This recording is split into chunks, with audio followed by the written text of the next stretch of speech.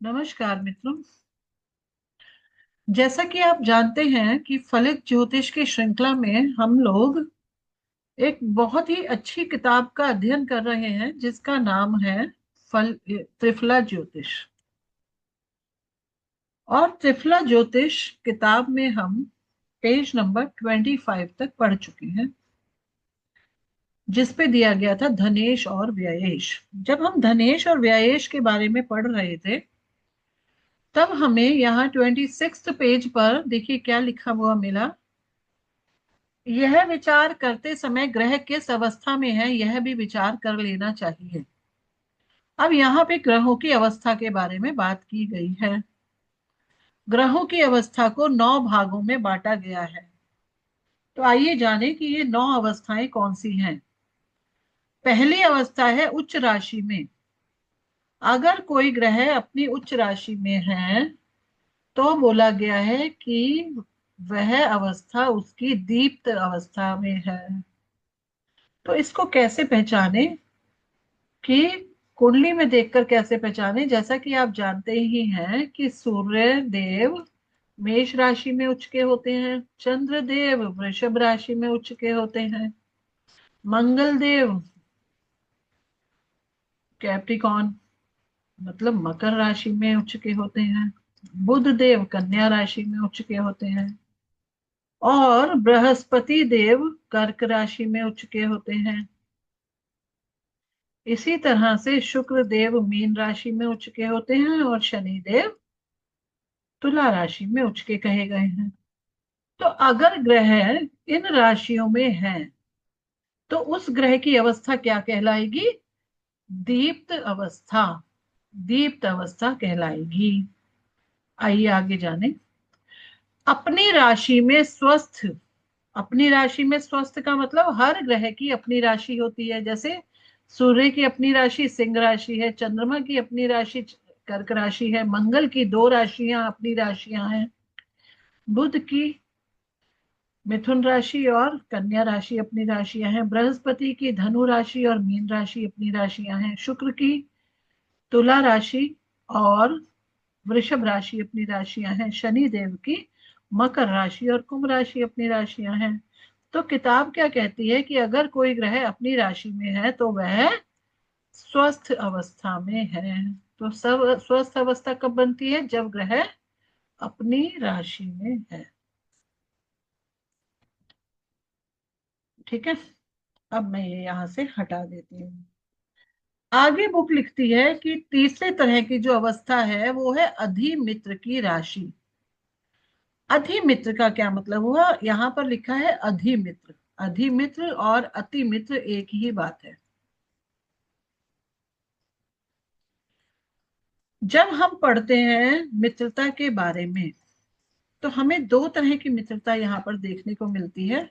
ग्रहों के बीच में या तो नैसर्गिक मित्रता हो सकती है या फिर तत्कालिक मित्रता हो सकती है। और नैसर्गिक मित्रता और तत्कालिक मित्रता के आधार पर पंचधा मैत्री देखी जाती है। और पंचधा मैत्री के आधार पर ही हम ये डिसाइड करते हैं कि कोई ग्रह दो ग्रह आपस में माना कोई ग्रह है, एक बुध है और कोई भी शुक्र मान लीजिए कि किसी पर्टिकुलर कुंडली के लिए ये दोनों ग्रह नैसर्गिक रूप से मित्र हैं या फिर उस चार्ट में भी क्या वो मित्र हैं, तब वो अधिमित्र हो जाएंगे। नैसर्गिक रूप से तो हमें पता है कि बुध और शुक्रदेव क्या होते हैं, ये मित्र होते हैं। लेकिन किसी पर्टिकुलर चार्ट के लिए भी ये तत्कालिक रूप से मित्र हैं या नहीं है, ये भी होना चाहिए। तब पंचधा मैत्री निकालने के बाद ही हम डिसाइड कर सकते हैं कि कोई ग्रह आपस में अति मित्र या अधिमित्र है या नहीं है। अगर किसी चार्ट में कोई ग्रह अधिमित्र अवस्था में है, अधिमित्र है, तो बोला जाएगा कि अगर ग्रह अपने अधिमित्र की राशि में है तो वह मुदित अवस्था में है। अब नेक्स्ट लाइन देखिए, मित्र की राशि में शांत। तो यहां देखिए लिखा है शांत अवस्था। जब ग्रह अपने मित्र की राशि में है, अधिमित्र की राशि में है तो मुदित, मित्र की राशि में है तो शांत। अब देखिए मुदित और इसमें क्या डिफरेंस है। जब कोई अपने बेस्ट फ्रेंड के घर जाता है तो वहां पर वो बिल्कुल फ्री होता है और बिल्कुल हैप्पी मोड में बेस्ट टाइमिंग अपनी गुजार कर आता है। लेकिन कई बार ऐसा होता है कि मित्र है लेकिन अधि मित्र नहीं है, बेस्ट फ्रेंड नहीं है मेरा। तो ये वाली अवस्था जब आती है तो वहां शांत रहते हैं, हैप्पी तो रहते हैं लेकिन वहां शांति वाली अवस्था आती है। इसी तरह से ग्रहों के बीच में होता है। पांचवा पॉइंट दिया है सम के ग्रह में दीन। अब अगर कोई दो ग्रह ऐसे हैं जिनके बीच में रिलेशन जो है वो समता का है। समता के रिलेशन को आप कैसे मानोगे कि जैसे गुरु और बुध के बीच में आपस में कैसा रिलेशन है, समता का रिलेशन है। तो अगर कोई रिलेशन, दो प्लैनेट्स के बीच का रिलेशन न्यूट्रल है, समता का है, तो हम ये कह सकते हैं कि ये अवस्था दीन अवस्था है। कहां पर, सम के साथ। छठा पॉइंट दिया है शत्रु के ग्रह में दुखी। अगर कोई प्लैनेट अपने शत्रु के घर में बैठा है तो वो अवस्था दुखी अवस्था या फिर दीन अवस्था, यहां देखिए क्या लिखा है, दुखी अवस्था कहलाएगी। सातवां पॉइंट दिया है पाप ग्रह से युक्त। अगर कोई ग्रह पाप ग्रह से युक्त है तो किसी भी चार्ट में अगर शुभ ग्रह पाप ग्रह के साथ आ जाए तो ये अवस्था क्या कहलाती है, विकल अवस्था कहलाती है। पाप ग्रह के साथ कौन सी अवस्था हो गई, शुभ ग्रह है पाप ग्रह के साथ बैठ गया तो ये अवस्था क्या कहलाएगी, विकल अवस्था। इसी चीज को बुक में आगे पढ़ते हैं। एट्थ पॉइंट कहता है खल ग्रह की राशि में खल। अब खल किसे कहते हैं यहां पर,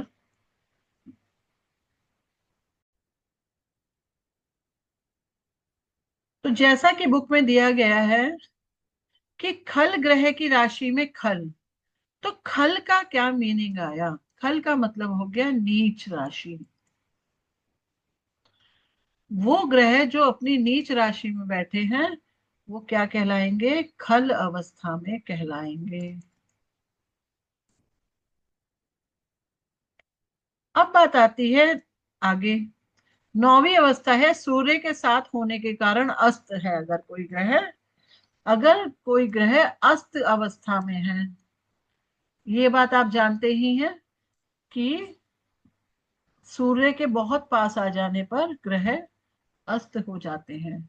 और ये अलग अलग ग्रहों के लिए अलग अलग डिग्री वाइज होता है।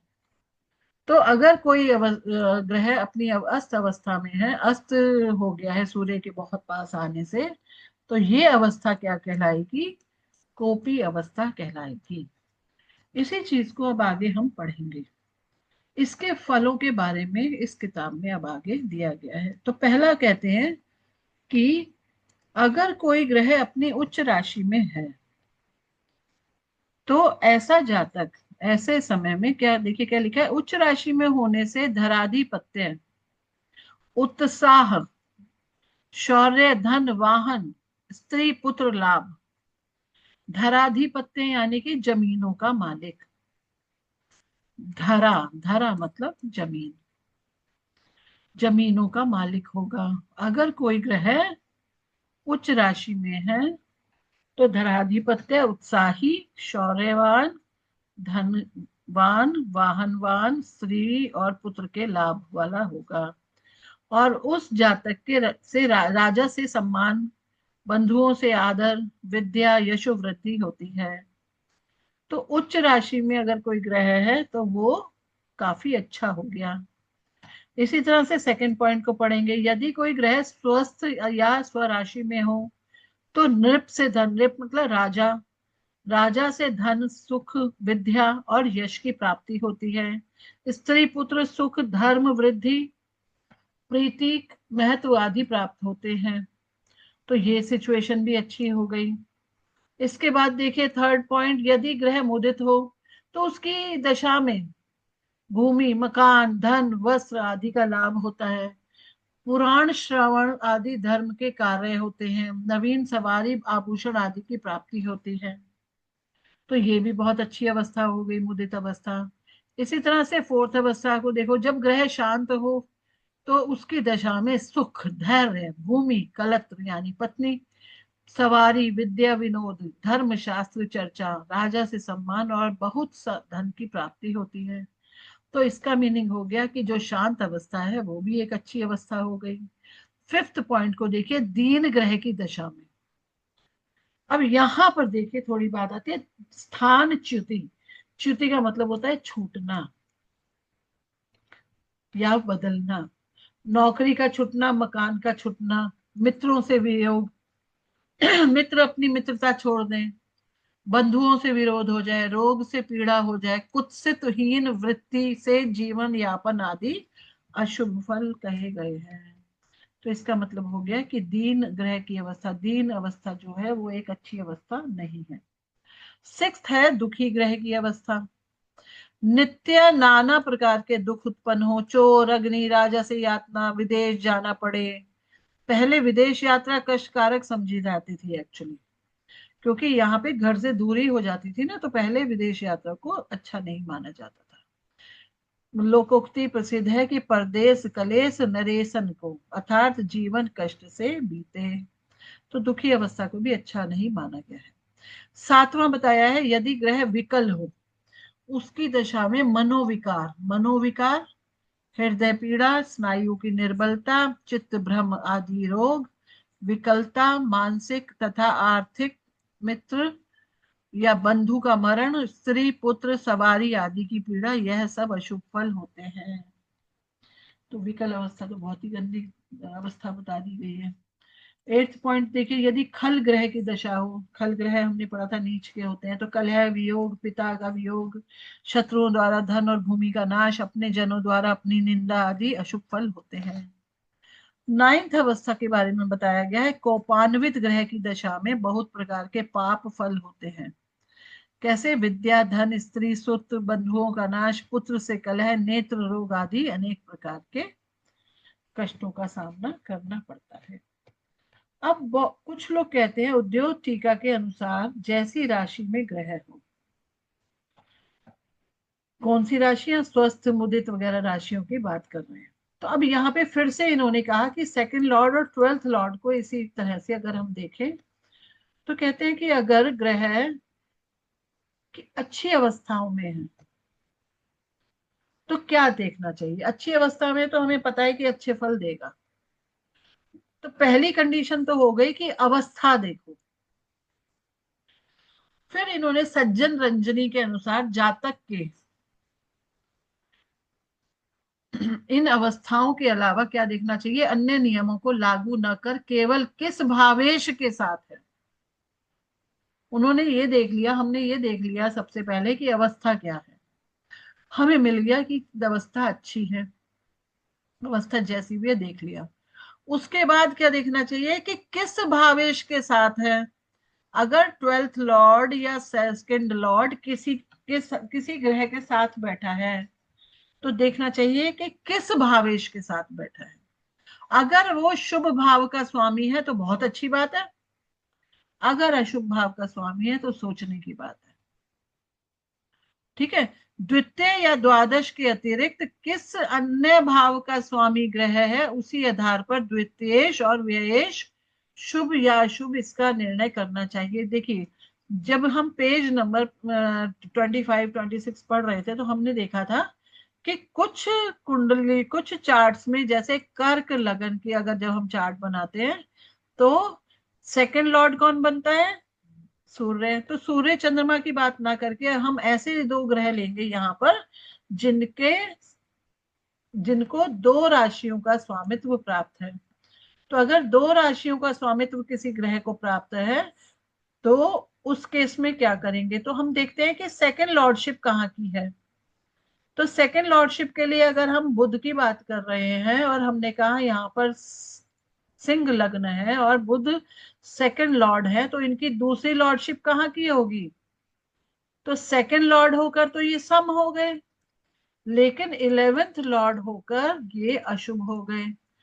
तो यहाँ बुक में ये बताया जा रहा है कि फिर देखना चाहिए कि वो अन्य कौन से, किसी अन्य भाव का स्वामी, वो अन्य किस भाव का स्वामी है, उसके हिसाब से ही बताना चाहिए कि वो शुभ है या अशुभ है। इसी बारे में श्री विनायक शास्त्री जी की व्याख्या भी इसी प्रकार की है। उन्होंने कहा धन भाव होने के कारण शुभ माना जाता है इसे, व्यय भाव को, क्योंकि व्यय हुआ, व्यय होने के कारण अशुभ माना जाता है। तो कुछ कहते हैं कि हमेशा 12th लॉर्ड को तो अच्छा नहीं मानना चाहिए। अब यहाँ पे बहुत सारे मतलब कुछ ज्योतिषाकार चारों के ज्योतिषाचार्यों के विचार प्रकट किए गए हैं और एनालाइज किया गया है कि क्या मानना चाहिए और क्या नहीं मानना चाहिए। ठीक है, तो अल्टीमेटली ये बताया गया है कि अवस्था भी देख लेनी चाहिए, नंबर वन। नंबर टू देख लेना चाहिए कि उनके जो दूसरा स्वामित्व है वो कौन से भाव का है, शुभ है या अशुभ है। ठीक है ना। अब क्योंकि देखिए आगे कहा गया है कि लगन से अष्टम भाव भाग्य का व्यय होने के कारण शुभ नहीं होता। अब लगन से द्वितीय व्यय के विषय में व्यवस्था बताते हैं। लगन से दूसरे और 12वें के स्वामी दूसरे के सहचर्य तथा स्थानांतरण के स्थानांतरणानुगुण से फलदायक होते हैं, अर्थात शुभ या अशुभ होते हैं। तो किसी भी ग्रह को ये कहना कि ये इस कुंडली के लिए शुभ है नहीं है, उसके पीछे काफी कैलकुलेशन हमें देखनी पड़ती है। सबसे पहले देखना पड़ता है अवस्था, फिर देखना पड़ता है कि वो कौन से भाव में गया है। ठीक है, उसके दूसरा स्वामित्व कौन से भाव का है, दूसरा स्वामित्व भी हमें ध्यान देना जरूर चाहिए। और तीसरा चीज देखनी चाहिए सहचर्य, या तो अकेला बैठा हो कोई ग्रह कहीं जाकर, लेकिन अगर किसी के साथ युति में बैठा है, सहचर्य में बैठा है, तो हमें ये ध्यान रखना चाहिए कि उसका सहचर्य किसके साथ हो रहा है। सहचर्य यानी कि कंपनी, यानी कि कंजंक्शन। तो कंजंक्शन का भी हमें हर हालत में, केवल कंजंक्शन ही नहीं, युति ही नहीं, हमें एक्सचेंज और दृष्टि वगैरह के बारे में भी बात करनी चाहिए, इसके बारे में भी ध्यान रखना चाहिए। तो यहाँ पे और भी कंडीशंस इन्होंने बताई है कि ऐसे ही किसी भी ग्रह को ये नहीं कह देना चाहिए कि पापी है या फिर शुभ है। उसको बताने के लिए तीन चीजें बताई गई। नंबर वन, उस ग्रह की अवस्था क्या है। नंबर टू, वो कहाँ का भावेश है, दूसरा स्वामित्व कहाँ का है। और नंबर तीन, वो किसके साथ युति करके बैठा हुआ है, या फिर पीएसीई क्रिएट किए हुए हैं, मतलब पोजीशन क्या है उसकी, शुभ स्थानों में पोजीशन है, या फिर म्यूचुअल एस्पेक्ट किसके साथ है, या फिर कंजंक्शन किसके साथ है। ये सारी बातें भी हमें बहुत बहुत बहुत ध्यान। देखिए यहाँ लिखा है स्थानांतरानुगुण, यानी कि एक्सचेंज। एक्सचेंज का मतलब हो गया कि किसी कुंडली में जब दो ग्रह एक दूसरे की राशियों में बैठ जाते हैं तो कहा जाता है कि वो एक्सचेंज में है। इन सभी बातों को ध्यान में रखते हुए ही हमें ये फैसला करना चाहिए कि कौन सा ग्रह शुभ है और कौन सा ग्रह अशुभ है। आशा है बहुत सारी बातें आपको समझ आई होंगी। आगे हम इसी चीज को और अच्छे से समझने के लिए कुछ और ज्योतिषाचार्यों के मतों को भी जानेंगे जो इस बुक में दिए गए हैं। धन्यवाद।